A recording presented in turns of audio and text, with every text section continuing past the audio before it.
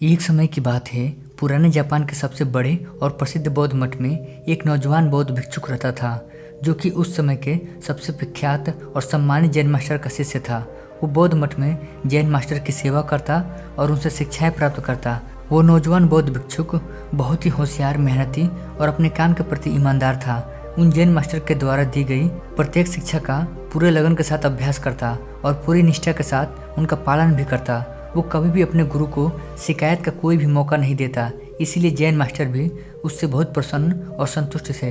एक दिन जैन मास्टर ने अपने उस शिष्य को एक बहुत ही महत्वपूर्ण काम देने का निर्णय किया।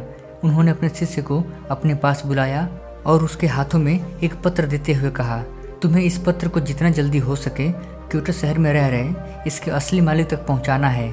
लेकिन याद रहे, किसी भी परिस्थिति में यह पत्र तुमसे खोना नहीं चाहिए और ना ही किसी दूसरे व्यक्ति के हाथ लगना चाहिए। इस पत्र का जल्द से जल्द इसके सही मालिक तक पहुंचना बहुत ही ज़रूरी है, क्योंकि इसमें हजारों लोगों के जीवन और मौत का सवाल है। जैन मास्टर का आदेश मिलते ही वो बिना एक क्षण बर्बाद किए अपने काम में लग गया। उसने रास्ते के लिए भोजन लिया, अपनी तलवार उठाई और घोड़े पर सवार होकर निकल पड़ा पत्र को उसके मालिक तक पहुंचाने के लिए।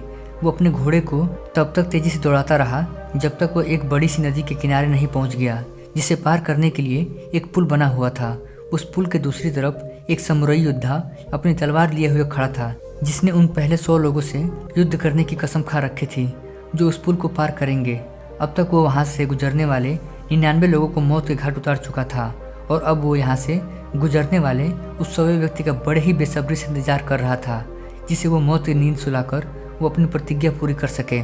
जैसे ही वो नौजवान बौद्ध भिक्षुक थोड़ा उस पुल पर चढ़ता है, समुराई तेज आवाज में बोलता है, तुमने इस पुल पर कदम रख दिया है, इसलिए अब तुम्हें मुझसे युद्ध करना होगा। अपनी तलवार निकालते हुए समुराई चिल्लाया, मरने के लिए तैयार हो जाओ। अपनी मौत को अपनी तरफ आता देख वो बौद्ध भिक्षुक अंदर ही अंदर बहुत डर गया। लेकिन तभी उसे अपने गुरु की बात याद आती है कि पत्र बहुत ही महत्वपूर्ण है, ये किसी दूसरे व्यक्ति के हाथ नहीं लगना चाहिए। वो समुराई से पत्र की महत्वता के बारे में बताता है और उससे प्रार्थना करता है कि वो उस पत्र को उसके गुरु तक वापस पहुंचाने देने दे, और वो वचन देता है पत्र वापस करने के बाद वो जरूर युद्ध करने वापस आएगा। समुराई उसकी बात मान लेता है और उसे वापस जाने देता है। पूरे रास्ते भर उस पुल पे हुई घटना के बारे में सोचते सोचते वो कब आश्रम पहुंच जाता है उसे पता ही नहीं चलता।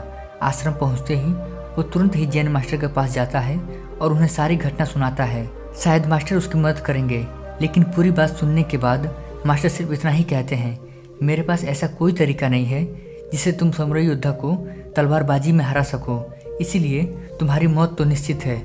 लेकिन हाँ, मैं तुम्हें मृत्यु का सामना करने का सबसे अच्छा तरीका जरूर बता सकता हूँ। जब तुम उस पुल पर पहुँचो तो अपनी तलवार को अपने सर के ऊपर उठाना और अपनी आंखें बंद कर लेना और पूरी शांति के साथ खड़े होकर इंतजार करना।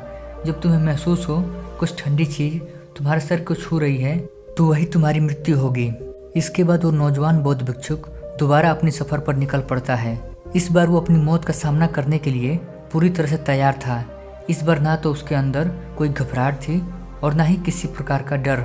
जब वो उस पुल पर पहुंचता है जहां समुराई योद्धा उसका इंतजार कर रहा था, तो वो बौद्ध भिक्षुक वैसा ही करता है जैसा जैन मास्टर ने कहा था। वो अपने दोनों हाथों से तलवार को सिर के ऊपर उठाता है और आंख बंद करके मौत के ठंडे स्पर्श का इंतजार करने लगता है। जब समुराई योद्धा उस बौद्ध भिक्षुक को ऐसी अवस्था में देखता है तो वो समझ जाता है कि जरूर ये बौद्ध भिक्षुक किसी सच्चे महान गुरु से मिलकर आया है, क्योंकि उसने आज से पहले आंख बंद किए हुए और तलवारबाजी की ऐसी मुद्रा और लड़ाई से पहले चेहरे पर इतनी शांति कभी नहीं देखी थी।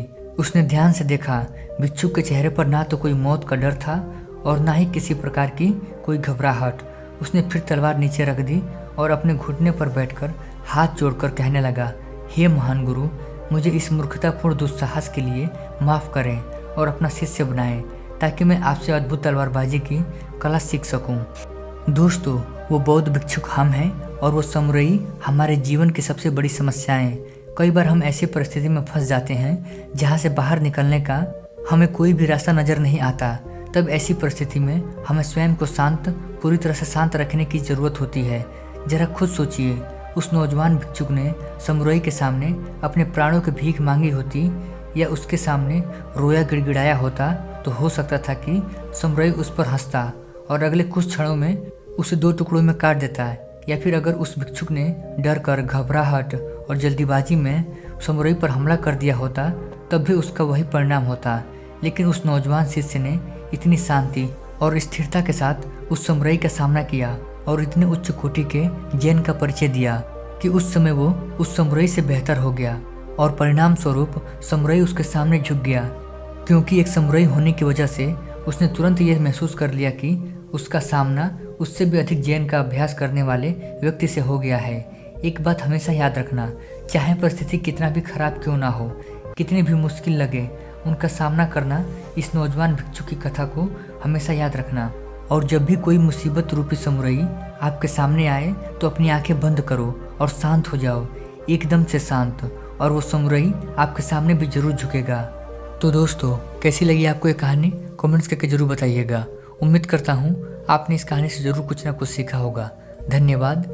आपका दिन शुभ हो।